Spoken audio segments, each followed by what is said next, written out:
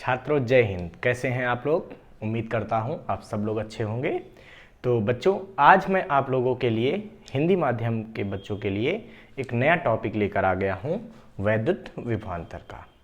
बच्चों, इससे पहले वाले सारे वीडियो लेक्चर में हम लोग वैद्युत आवेश तथा क्षेत्र से संबंधित सारे टॉपिक को पढ़ चुके हैं। सभी टॉपिक हम लोग लगभग क्लियर कर चुके हैं।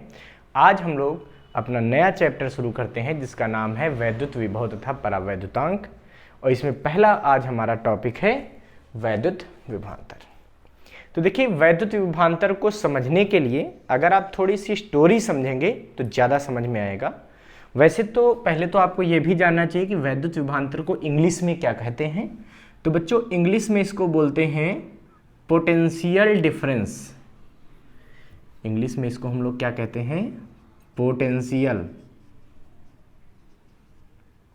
डिफरेंस। ठीक है, ये वैद्युत विभवांतर का इंग्लिश का नाम है। अंग्रेजी थोड़ी बहुत समझते रहिए, क्योंकि आगे चल के जब आप इंटर पास हो जाएंगे तो आप बीएससी बीटेक या जो भी करेंगे वहाँ पे इंग्लिश की टर्मिनोलॉजी ज़्यादा मिलती है। इंग्लिश में ही, इंग्लिश मीडियम से ही पढ़ाई होती है, इसीलिए इंग्लिश का भी नॉलेज थोड़ा थोड़ा साथ साथ करते रहिए। ठीक है, तो ये वैद्युत विभवांतर होता क्या है? तो हमने बताया कि आपको थोड़ी स्टोरी समझनी पड़ेगी। होता क्या है, जैसे कोई बेटा ये प्लस क्यू चार्ज है, ठीक है, आपको पता है ये प्लस क्यू चार्ज क्या करता है, अपने आसपास एक वैद्युत क्षेत्र बना लेता है। अब इस वैद्युत क्षेत्र में अगर कोई आपने ये Q0 आवेश रख दिया, अगर इस प्लस Q आवेश के इस वैद्युत क्षेत्र में आपने कोई Q0 आवेश रख दिया, ये Q0 क्या है? ये परीक्षण आवेश है। परीक्षण आवेश। परीक्षण आवेश क्या होता है? अति सूक्ष्म धन आवेश को परीक्षण आवेश कहते हैं। ठीक है, तो Q0 अगर यहाँ पे रख देंगे, इससे कुछ दूरी पर, मान लो ये A बिंदु पर हमने रख दिया, जबकि ये वाला आवेश फिक्स है अपनी जगह, ये इसकी स्थिति को नहीं बदलना है। तो यहाँ पे जब A बिंदु पर Q0 को रखेंगे तो क्या करेगा? Q आवेश Q0 पर एक बल आरोपित करेगा, Q0 भी Q पर करेगा, लेकिन ये तो चल नहीं रहा है, चल ये रहा है, तो इस पर हमको बात करनी। तो इसकी वजह से इस पर एक बल लगेगा। कितना बल लगेगा? आपको पता है कि अगर ये दोनों r दूरी पर उपस्थित हों तो इनके बीच बल कितना लगता है? F = KQ/r², जहाँ पर K एक नियतांक होता है जिसका मान हम लोग K का मान 9 × 10⁹ न्यूटन मीटर स्क्वायर प्रति कूलाम स्क्वायर कहते हैं निर्वात या वायु के लिए, और इसको फिजिक्स की दृष्टि से हम लोग 1/4 πε0 से लिखते हैं। ठीक है, तो ये बल इस आवेश पर कार्य करेगा। अब अगर आवेश को मैं इस बिंदु से उठाकर यहां तक लाना चाहूं, बी बिंदु तक, तो बच्चों क्या होगा? सोचो, यहां पर इस बिंदु पर जब आवेश रखा उस पर एक बल लग रहा है, और हमने इसको यहां से यहां तक खिसकाया, मतलब एक विस्थापन दे दिया। बल तो हर जगह लगेगा भाई, दूरी बदलती जाएगी। अभी दूरी r थी तो ये बल लग रहा था, दूरी बदलती जाएगी, बल बदलता जाएगा, और A से B तक आवेश को ले जाने में लगातार हर बिंदु पर बल लगता रहेगा। बल लगने के साथ साथ हम देखेंगे कि इसका विस्थापन भी हो गया। ये क्या हो गया? ये विस्थापन हो गया। तो बच्चों, इसका अर्थ ये हुआ कि बल और विस्थापन दोनों चीजें यहां मौजूद हो गई। बल भी किसी वस्तु पर लगे और वहां विस्थापन भी हो जाए, तो इसका मतलब वहां पे कुछ कार्य हो जाता है। अर्थात हम कह सकते हैं A बिंदु से जब B बिंदु तक आवेश को ले गए तो कुछ कार्य हो गया होगा, चाहे वो हमने किया हो, चाहे वैद्युत क्षेत्र ने किया हो। ठीक है, तो मान लीजिए कि A बिंदु से B बिंदु तक आवेश को ले जाने में कितना कार्य हुआ? W A से B, ऐसे लिख देंगे, अर्थात A से B तक ले जाने में किया गया कार्य।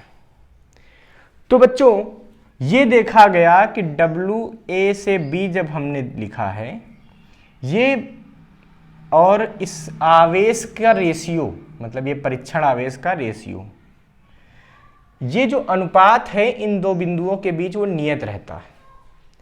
कहने का मतलब ये हुआ कि अब इस आवेश को चाहे इस रास्ते से ले जाओ, चाहे इस रास्ते से ले जाओ, चाहे और घुमा के ले जाओ, लेकिन अगर ए से बी तक ले गए तो किया गया कार्य और जो आवेश लेकर गए हो मतलब परीक्षण आवेश, उसके अनुपात को ही हम लोग कहते हैं विभवांतर। इसको लिखते हैं VB minus VA। VB minus VA क्यों लिखेंगे? तो भाई A से B ले गए ना, तो अंतिम बिंदु का विभव माइनस प्रारंभिक बिंदु का विभव, ये तरीका होता है लिखने का। यानी कि ये आ जाएगा VB माइनस VA। तो विभवांतर A और B बिंदु के बीच का विभवांतर VB माइनस VA बराबर किसके आ गया? WAB बटा Q0। यहां से दो बिंदुओं के बीच के विभवांतर का परिभाषा आ जाता है, इसकी परिभाषा आ जाती है, और यहां से हम मात्रक भी निकाल लेंगे, अभी बहुत सारी बातें करेंगे। तो पहले हम समझते परिभाषा क्या आई। तो विद्युत क्षेत्र में, क्योंकि ये सारा काम कहां हो रहा था? विद्युत क्षेत्र के अंदर हो रहा था, ठीक है, चाहे इस आवेश कारण हो चाहे किसी और आवेश कारण हो, लेकिन विद्युत क्षेत्र में ही ये सब होगा, तभी ये डेफिनेशन हमारी निकल के आएगी। तो विद्युत क्षेत्र में एक बिंदु से दूसरे बिंदु तक आवेश को ले जाने में किया गया कार्य तथा ले गए आवेश के परिमाण के अनुपात को उन दो बिंदुओं का वैद्युत विभवांतर कहते हैं। अर्थात दो बिंदुओं का वैद्युत विभवांतर एक बिंदु से दूसरे बिंदु तक आवेश को ले जाने में किए गए कार्य तथा परीक्षण आवेश के अनुपात के बराबर होता है। VB माइनस VA बराबर WAB बटा Q0। इसका मात्रक बच्चों क्या होता है? तो देखिए WAB का मात्रक होता है, कार्य का मात्रक जूल, ठीक है, Q का मात्रक कूलाम, यानी कि जूल प्रति कूलाम, और जूल प्रति कूलाम को हम लोग यहां पर SI मात्रक वोल्ट भी कहते हैं। यानी कि इसका मात्रक जूल पर कूलाम, ऐसे भी लिख लेते हैं J/C, या वोल्ट होता है। विभवांतर इस तरीके से हम निकाल सकते हैं। अब जब वैद्युत विभवांतर हमको मिल गया, ठीक है, तो सोचिए वैद्युत विभव कैसे निकल सकता है। तो वैद्युत विभव के लिए हम बात कर देते हैं। क्या लिखेंगे? वैद्युत विभव, ठीक है। इसको बच्चों हिंदी में तो वैद्युत विभव कहेंगे, लेकिन इंग्लिश में कहते हैं इलेक्ट्रिक पोटेंशियल। ये क्या होता है? तो जैसे मैंने कहा कि वैद्युत क्षेत्र में एक बिंदु से दूसरे बिंदु तक लाने में किए गए कार्य और उस आवेश के अनुपात को जो लेकर गए हैं, अनुपात को वैद्युत विभवांतर कहते हैं। अब अगर ऐसा मान लिया जाए कि एक बिंदु अनंत पर हो, एक बिंदु कहां हो? अनंत पर, तो मतलब ए वाले को हम क्या कर दें? अनंत पर कर दें। अर्थात अब हमारी परिभाषा क्या हो जाएगी? अनंत से किसी आवेश को किसी बिंदु तक लाने में किए गए कार्य, जैसे यहां W अनंत से कहां लाना है? B में, ठीक है, अपान Q0, और उसके परीक्षण आवेश के परिमाण को जो लेकर आ रहे उसके अनुपात को, ठीक है। इसके अनुपात को कहते हैं बच्चों VB माइनस VA। ए की जगह क्या आ जाएगा? इन्फिनिटी। और ये माना जाता है कि अनंत पे विभव शून्य होता है। किसी भी आवेश कण या किसी आवेशों के ग्रुप के कारण अनंत पर जो विभव होता है वो क्या होता है? शून्य। यानी कि इसको हम शून्य कह सकते हैं।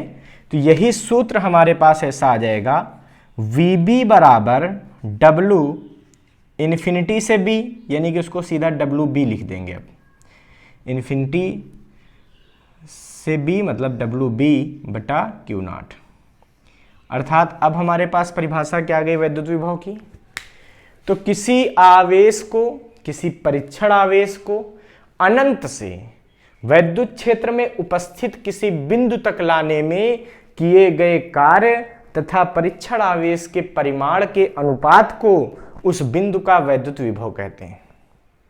तो किसी बिंदु का वैद्युत विभव कैसे परिभाषित करेंगे?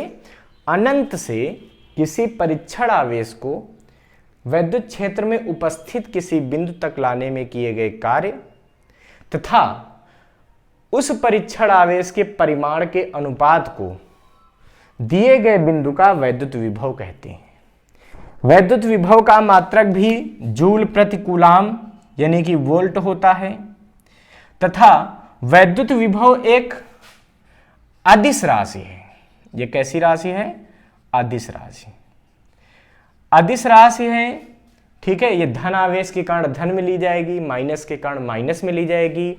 और सबसे बड़ी बात ये होती है कि जब तुम समझ गए हो कि हाँ ये अदिश राशि है, तो यहाँ से तुमको एक बात और समझ में आ जानी चाहिए कि वैद्युत विभव के प्रश्न, ठीक है, वैद्युत क्षेत्र के प्रश्नों की अपेक्षा सरल होंगे, क्योंकि वैद्युत क्षेत्र कैसी थी? सदिश राशि थी। और जब सदिश राशि होती है तो वहाँ पर जोड़ने, दो आवेशों का परिणामी निकालने के लिए हम लोग को क्या करना पड़ता है? हम लोगों को समांतर चतुर्भुज का नियम लगाना पड़ता है, हम लोगों को और भी बहुत सी चीज़ें, एंगल देखना पड़ता है, कोण देखने पड़ते हैं। लेकिन अदिश राशियों में कुछ नहीं, बस एक 3 और दूसरा 5, तो 3 + 5 8 आ गया आंसर, दोनों का योग हो गया, वही कुल विभव निकल आया है। एक आवेश कारण विभव किसी बिंदु पर -4 और एक की वजह से -6, दोनों जोड़ दो, -4 + -6 यानी कि -10, उस बिंदु का विभव आ गया।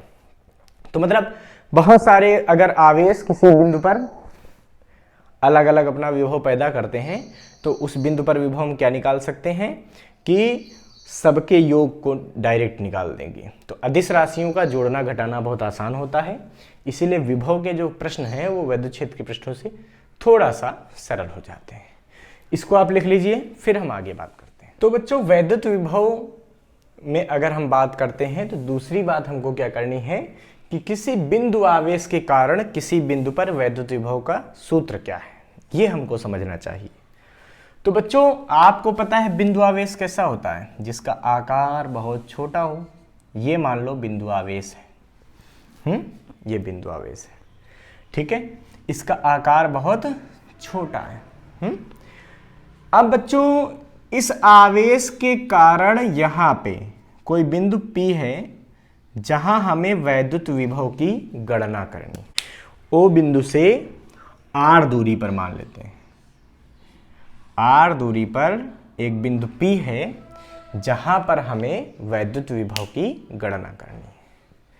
तो बच्चों, जब R दूरी पर एक बिंदु P है जहां वैद्युत विभव निकालना है तो हमें क्या करना पड़ेगा? हमको पता है विभव का सूत्र क्या होता है। तो वैद्युत विभव क्या होता है? अनंत से किसी आवेश को लाने में किए गए कार्य और उस आवेश के परिमाण के अनुपात को वैद्युत विभव कहते हैं। अर्थात हम क्या करेंगे? हम मान लेंगे कोई Q0 आवेश है जो कि अनंत पे स्थित है, और अनंत से यहां तक लाएंगे और लाने में जो कार्य करना पड़ेगा वो निकाल देंगे, और कार्य और बटा आवेश जो लेकर आ रहे हैं आवेश उससे भाग दे देंगे, तो ये क्या मिल जाएगा? उस बिंदु का वैद्युत विभव मिल जाएगा। लेकिन एक कार्य निकालना इतना सरल नहीं है। क्यों? क्योंकि यहां पर देखिए, जहां पर भी आवेश होगा हर बिंदु पर अलग अलग बल कार्य करेगा। जैसे यहां से आवेश को लेकर आओगे तो जैसे जैसे आवेश को पास लाओगे लगने वाले बल का मान +Q के कारण उस पर बढ़ता जाएगा।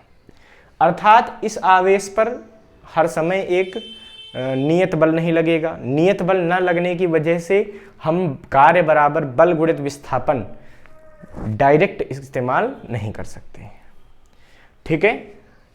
तो हम इसके लिए क्या करेंगे? हमको इंटीग्रेशन करना पड़ेगा।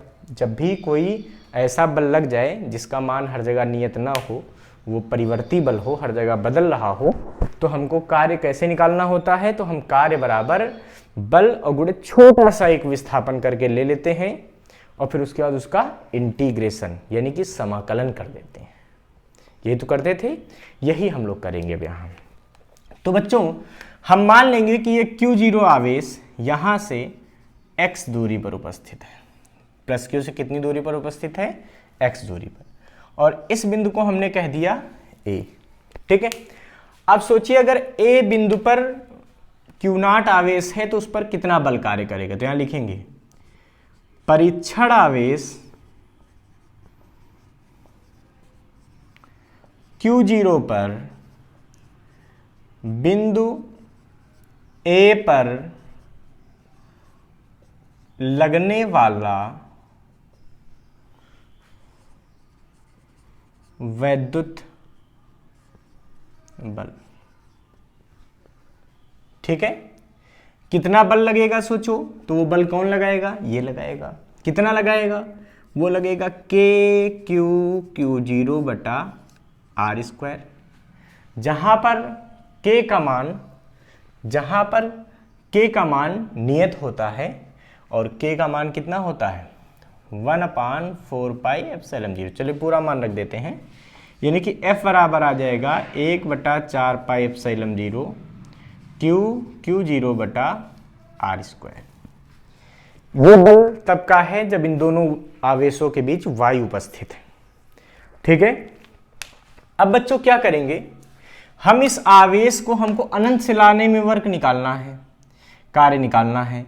तो हम क्या करेंगे, इसको यहां से पहले यहां तक लाएंगे। कितनी दूरी लाएंगे? ये dx दूरी लेकर आएंगे, A से B बिंदु तक लाएंगे। ठीक है, इसको B कह देते हैं और मान लेते हैं A से B के बीच की दूरी कितनी है? ये दूरी है dx। तो dx दूरी लाने में कितना कार्य करना पड़ेगा? तो देखो होता क्या है कि जैसे जैसे पास होंगे हमको पता है दूरी कम होती जाएगी, बल का मान बढ़ता जाएगा, लेकिन ये दूरी बहुत कम है, अनंत सूक्ष्म। अर्थात यहां से यहां की दूरी इतनी कम है कि ये माना जाता है कि यहां से यहां तक खिसकाने में बल में कोई परिवर्तन नहीं हुआ। ठीक है, अर्थात अब क्या लिखेंगे, Q0 परीक्षण आवेश को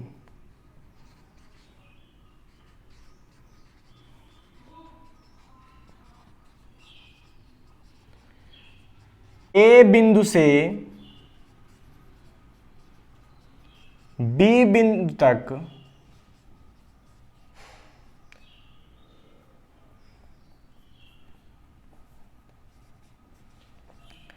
लाने में किया गया कार्य। तो भाई जब A से B तक लाएंगे तो कितना कार्य करना पड़ेगा? ये कार्य होगा dW और ये किसके बराबर होगा? बल गुणित विस्थापन। क्यों? क्योंकि हमने माना है A से B तक लाने में कोई बल में परिवर्तन नहीं होता, क्योंकि ये दूरी बहुत कम है। तो F इंटू dx आएगा। लेकिन अब आप जरा ध्यान दीजिए, प्लस के कारण इस पर बल किधर लगेगा? इधर। क्यों? क्योंकि परीक्षण आवेश अति सूक्ष्म धन आवेश होता है, तो धन धन को क्या करेगा? प्रतिकर्षित करेगा। और आप लेकर किधर आए हैं इसको? इधर। अर्थात बल और विस्थापन दोनों एक दूसरे के क्या है? विपरीत दिशा में है। जब बल और विस्थापन एक दूसरे के विपरीत दिशा में है, अर्थात ये कार्य ऋणात्मक हो जाएगा। क्यों भाई? आपको पढ़ाया गया है कार्य FW बराबर F डॉट डी, अर्थात बल और विस्थापन के अदिश गुणनफल को कार्य कहते हैं, मतलब FD cos थीटा। तो बल और विस्थापन के बीच का कोण होता है थीटा। तो यहाँ देखो बल और विस्थापन के बीच का कोण कितना है? 180 डिग्री। अगर 180 डिग्री रख देंगे तो cos 180 का मान कितना होता है? -1। इसी कारण से यहाँ पे -1 लग गया, ये माइनस लग गया। अर्थात dW का मान कितना आएगा? तो ये आएगा बच्चों माइनस के F का मान 1/4 पाई एप्सिलॉन 0 Q0 बटा x स्क्वायर। ये भाई x दूरी पर था ना, तो इसको x कर लो बच्चों।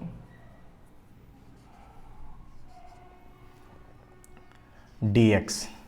ठीक है, वो गलती से r लिख गया था, उसको x कर दिया गया। अब बच्चों यहां से यहां तक लाने में कितना कार्य हुआ? तो ये कार्य हुआ। ठीक है, अर्थात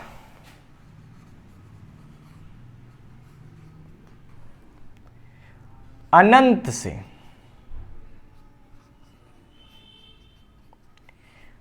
P बिंदु तक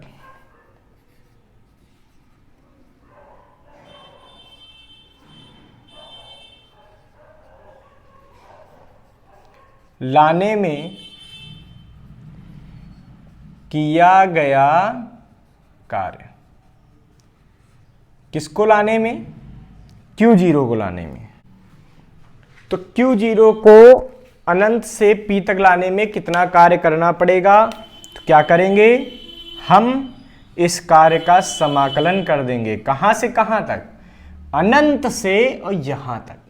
तो अनंत से सीमा शुरू होगी दूरी की और R पे खत्म होगी, तो अनंत से R। बाकी सब ऐसे ही लिख देंगे जो भी मान यहां पे था।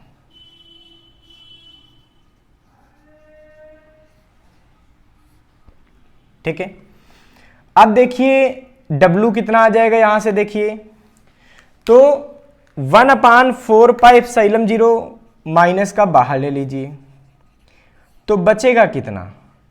ये बचेगा, ये बाहर आ जाएगा क्योंकि नियत है। Q0 भी बाहर ले लीजिए, ये भी नियत है। तो बचा कौन? 1/x² dx। ये क्या बचा?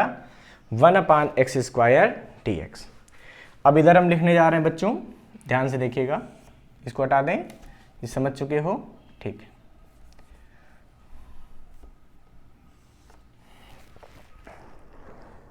तो 1/x² का इंटीग्रेशन यानी कि समाकलन कितना होता है सोचिए। तो W बराबर आ जाएगा माइनस का Q0 बटा 4πε0 माइनस 1/x। तो 1/x² का समाकलन कितना आएगा? माइनस 1/x, और लिमिट कहां से होगी? इन्फिनिटी से R। तो कई लोगों को यह नहीं समझ में आ रहा कि 1/x² का इंटीग्रेशन माइनस 1/x कैसे हो गया। ठीक है, इसका समाकलन 1/x कैसे हो गया। तो देखिए बहुत सिंपल सी बात मैं आपको बता दूं कि अगर x की पावर n हो तो उसका समाकलन क्या होता है? इसका समाकलन होता है x की पावर n+1/n+1। x की पावर n का समाकलन क्या होता है? x की पावर n+1/n+1। मतलब जो भी पावर होती है x की उसमें एक जुड़ जाता है, और जुड़ने के बाद जो पावर बनती है उसी से भाग दे देते हैं।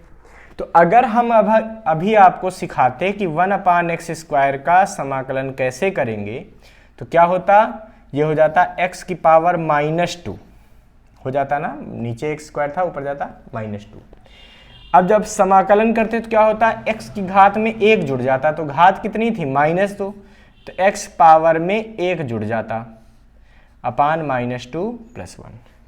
अब x पावर क्या बचता है? देखो -2 + 1 यानी कि x पावर -1, और -1 का मतलब 1/x, और ये -1 और बच जाता तो वो माइनस लगा देता, यानी कि 1/x² का समाकलन -1/x होता है।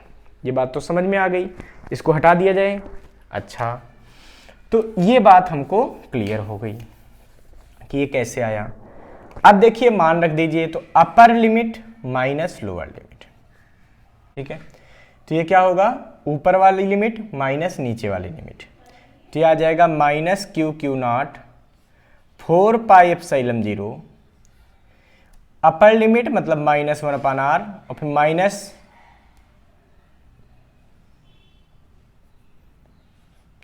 तो ये माइनस माइनस क्या हो जाएगा? +1/∞। 1/अनंत का मान 0 होता है, अर्थात कार्य आ जाएगा माइनस का Q0/4πε0r। वो भी ये माइनस इस माइनस को भी मार देगा, तो क्या बचेगा? Q0 1/4πε0r। हमें बच्चों चाहिए था विभव, हमें चाहिए था P बिंदु का विभव। तो विभव का सूत्र क्या हो जाएगा? W/Q0 मान रख दीजिए। तो ये क्या आ जाएगा सोचिए, W का मान देखिए ऊपर आया है 1/4πε0 Q0/r, यहाँ से देखिए, और बटे में कितना आ जाएगा? Q0 आ जाएगा। Q0 से Q0 क्या हो जाएगा? कैंसिल हो जाएगा। जब ये कैंसिल होगा तो V का सूत्र क्या आ जाएगा? तो V का सूत्र आ जाएगा 1/4πε0 Q/r। अर्थात किसी बिंदु आवेश के कारण वैद्युत विभव का मान क्या होगा, तो ये होगा 1/4πε0 Q/r। 1/4π, अरे 4π तखत नहीं, 4π पढ़ो उसको, ठीक है। तो ये हो गया, ये आ गया किसी बिंदु आवेश के कारण r दूरी पर उपस्थित किसी बिंदु का वैद्युत विभव का सूत्र। इसको आप लिख लीजिए फटाफट। अर्थात बच्चों यहां से हमने देखा कि किसी बिंदु आवेश के कारण मीन्स प्लस क्यू अगर कोई आवेश है बिंदु आवेश, तो r दूरी पर विभव का सूत्र क्या आ गया बेटा, तो ये आ गया v = 1/4πε0 Q/r, ठीक है। अगर यही माइनस क्यू आवेश के कारण अगर कहीं विभव निकालना हो r दूरी पर तो क्या आएगा बच्चों, तो जब माइनस क्यू आवेश के कारण r दूरी पर विभव निकालोगे तो ये निकलेगा 1/4πε0 -Q/r, ठीक है। तो ये प्लस क्यू आवेश के कारण विभव हो गया, ये माइनस क्यू आवेश के कारण विभव हो गया। तो अब आप एक बात और समझ लीजिए कि वैद्युत विभव क्या है, एक अदिश राशि है। अर्थात एक से ज्यादा अगर राशियों का वैद्युत विभव जोड़ना होगा तो हम उसको डायरेक्टली क्या करेंगे, उसका बीजगणितीय योग निकाल देंगे। जैसे हम बात करते हैं कि अगर हम ऐसा मान लें कि ये 4 आवेश हैं, ठीक है, एक प्लस क्यू है, एक माइनस का 2q है, एक प्लस का 4q है और एक माइनस का 3q। और मुझसे कहा जाए कि यहाँ पे केंद्र पर वैद्युत विभव का मान ज्ञात कीजिए, जबकि इस वर्ग की प्रत्येक भुजा की लंबाई a है। ये एक वर्ग है जिसके प्रत्येक भुजा की लंबाई क्या है, a है। इसके हर कोने पर इतना आवेश रखा है। हमसे केंद्र पर विभव पूछा गया है।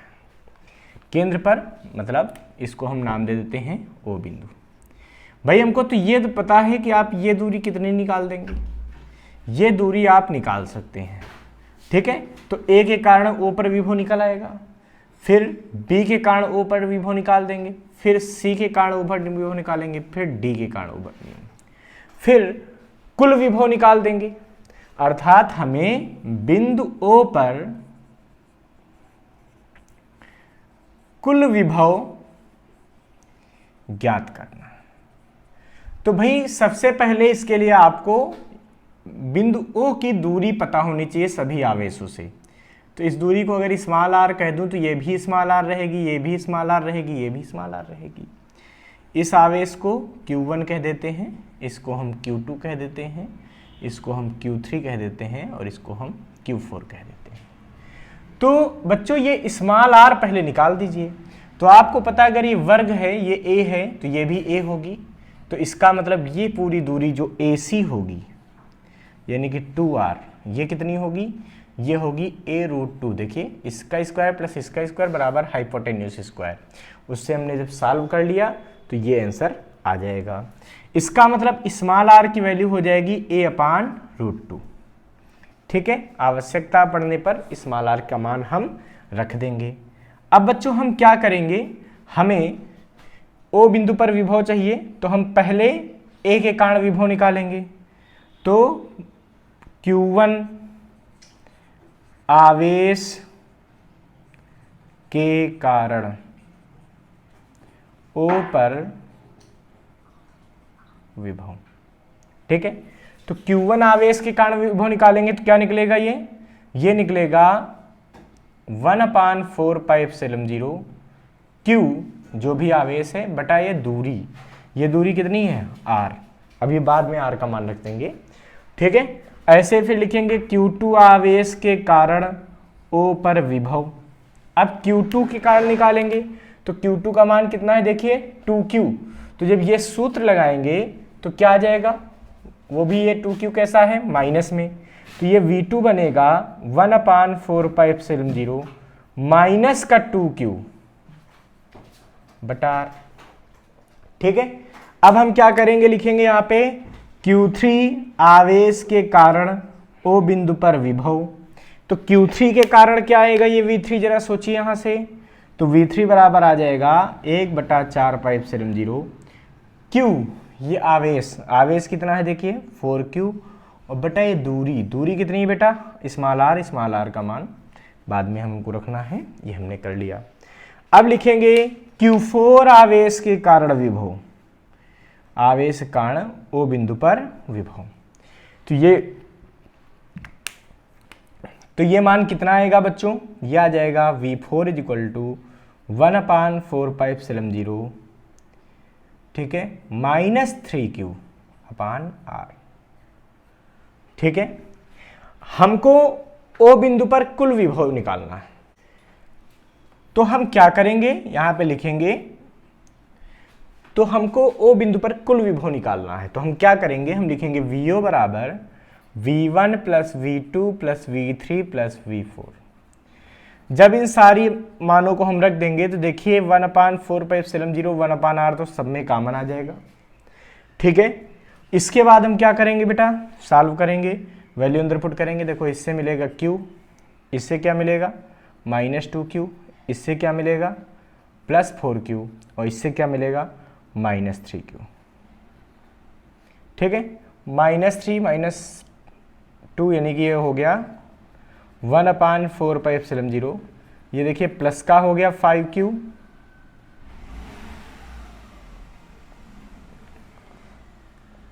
और इससे ये माइनस का हो गया 5Q, यानी कि कुल विभव कितना आ गया, 0 आ गया। 0 आ जाता है तो दिल को बहुत सुकून मिलता है, लगता है कि हाँ भाई बहुत छोटा उत्तर निकल आया है, अर्थात बिंदु O पर जो कुल विभव आएगा उसका मान क्या होगा, 0 होगा, ठीक है। इस तरीके से आप विभव के प्रश्नों को बहुत आसानी से हल कर सकते हैं। चलिए एक प्रश्न हम और हल करते हैं। हमारा प्रश्न यह है बच्चों कि यदि एक +Q आवेश हो और एक -2Q आवेश हो, और इन दोनों आवेशों के बीच की दूरी a हो, तो वो बिंदु ज्ञात कीजिए इन दोनों को मिलाने वाली रेखा पर, मतलब इस पर, यहां निकालना, ठीक है। इन दोनों को मिलाने वाली रेखा पर इनके बीच में एक ऐसा बिंदु ज्ञात कीजिए जहां पर विभव 0 हो। अगर ऐसा नहीं कहेंगे, ठीक है, तो मिलाने वाली रेखा में इसमें विभव बच्चों यहां भी 0 हो सकता है, कहीं यहां भी कहीं 0 हो सकता है, रेखा के बाहर भी कहीं विभव 0 हो सकता है, अलग अलग बिंदुओं पर, ठीक है। अभी हम समविभव पृष्ठ आपको पढ़ाएंगे तो वहां पे समझाएंगे ये चीज। तो आप अभी ये समझिए कि आपको मिलाने वाली रेखा के बीच में कहीं निकालना है यहाँ पे, ठीक है। तो बीच में निकालना है, मतलब मान लेते हैं कि यहाँ कहीं विभव 0 होगा, कहीं पर तो होगा। तो हमको ये भी पता है कि ऐसी चीज हमेशा छोटे वाले आवेश के पास होती है, मतलब विभव जो 0 होगा वो छोटे वाले आवेश के थोड़ा सा करीब होगा। तो अगर ये दूरी a है तो मान लेंगे कि पहले आवेश से x दूरी पर ऐसा बिंदु है जहां पर वैद्युत विभव 0 है। तो अगर पहले आवेश से ये x दूरी पर है तो दूसरे आवेश से ये दूरी कितनी हो जाएगी, a - x हो जाएगी। दूसरे आवेश से दूरी क्या हो जाएगी, a - x। अब हम क्या करेंगे बच्चों, +Q और -2Q इन दोनों से यहां पे विभव निकालेंगे और कुल विभव को क्या कर देंगे, 0 कर देंगे। तो लिखेंगे यहां पे क्या, +Q आवेश के कारण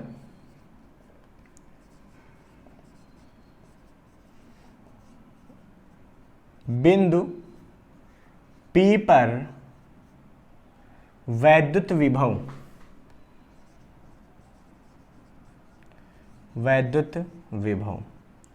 ये कितना आएगा बेटा, ये V1 बराबर आ जाएगा KQ/x।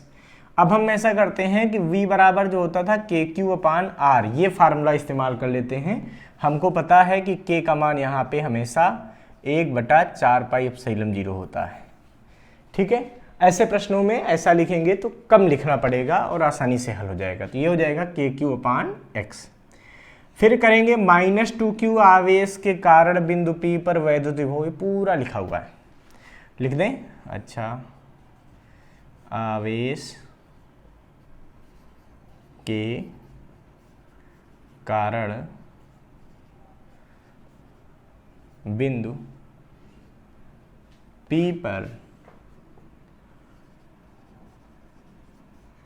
वैद्युत विभव, ये आ जाएगा बच्चों यहाँ पे -2q, कारण कितना होगा V2 बराबर K -2q अपान दूरी, ये दूरी कितनी है a - x, अतः कुल विभव, इसको भी नीला,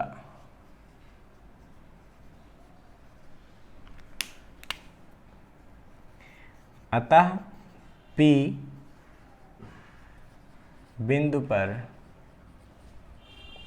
कुल विभव, ठीक है। तो कुल विभव जब निकालना होगा तो क्या करेंगे, V बराबर V1 + V2 कर देंगे, और हमको पता है कुल विभव कितना आना चाहिए, 0 आना चाहिए।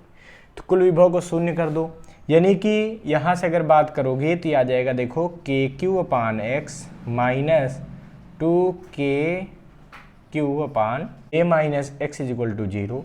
जब इसको हम थोड़ा हल करेंगे बच्चों तो क्या मिलेगा हमें, देखिए k उधर जाके 0 हो जाएगा, q भी 0 हो जाएगा, यानी कि बचेगा 1/x - 2/a - x बराबर 0। अगर यहाँ पे हम एलसीएम ले लें तो हमें क्या मिलेगा, हमें मिलेगा a - x - 2x = 0, यानी कि ये बचेगा 3x = a। देखो यहाँ लघुत्तम ले लिया, लघुत्तम लेने के बाद जो नीचे बचा उसको इधर गुणा करके 0 कर दिया, फिर ये आ गया। तो इधर बच्चों ये बचेगा -3x, ये a उधर जाएगा तो क्या हो जाएगा -a माइनस प्लस x बराबर a/3, अर्थात a/3 की दूरी पर, a/3 दूरी पर प्लस q आवेश से ऐसा बिंदु होगा जहां पर कुल विभव 0 होगा। इस प्रश्न को लिख लीजिए, हमारे साथ जुड़े रहिए, हमारे चैनल को लाइक, सब्सक्राइब और शेयर करते रहिए। Thank you.